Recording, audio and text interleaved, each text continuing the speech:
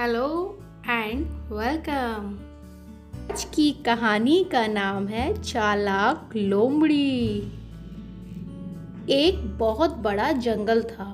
उस जंगल में एक शेर रहता था। उस शेर के पास एक लोमड़ी थी जिसे शेर ने अपना मंत्री रखा हुआ था।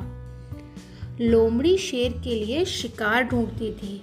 वह जानवरों को चालाकी से शेर की गुफा तक लाती थी और शेर उन्हें मारकर खा जाता था और उसका कुछ हिस्सा वह लोमड़ी को भी खाने के लिए देता था। लेकिन एक दिन शेर बहुत बीमार पड़ गया। वह इतना बीमार और कमजोर था कि वह शिकार के लिए भी नहीं जा सकता था। तो उसने लोमड़ी से कहा कि क्या आज तुम मेरे लिए शिकार खोज के ला सकती हो? मैं बहुत भूखा हूँ लेकिन मैं खुद शिकार करने नहीं जा सकता। तुम किसी जानवर को मेरी गुफा तक ले आओ। लोमड़ी ने सोचा कि ऐसे तो कोई जानवर शेर के पास जाएगा नहीं, तो क्या करूँ? तो ऐसे ही सोचते सोचते लोमड़ी को एक तरकीब सूझी। उसने सोचा कि क्यों ना गधे को शिकार बनाया जाए, क्योंकि गधा तो सबसे मूर्ख जानवर होता है। उसे तो मैं आसानी से फंसा लूंगी। यही सोचकर वह गधे के पास गई और गधे से बोली कि मेरे पास तुम्हारे लिए एक खुशखबरी है। तो गधे ने पूछा, अच्छा क्या है वह खुशखबरी? तो लोमड़ी बोली कि जंगल के राजा शेर ने सोचा है कि वह तुम्हें अपना मंत्री बनाए, क्योंकि तुम इस जंगल के सबसे बुद्धिमान जानवर हो। यह सुनकर गधा तो बहुत खुश हो गया।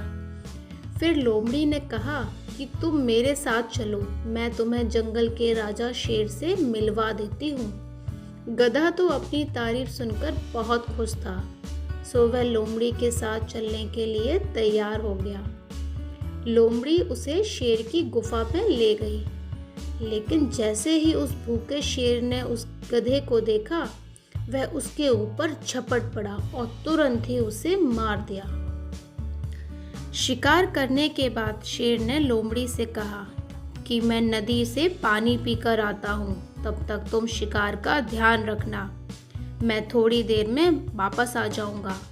यह कहकर शेर पानी पीने चला गया और लोमड़ी शिकार का ध्यान रखने लगी। लेकिन लोमड़ी खुद भी बहुत भूखी थी।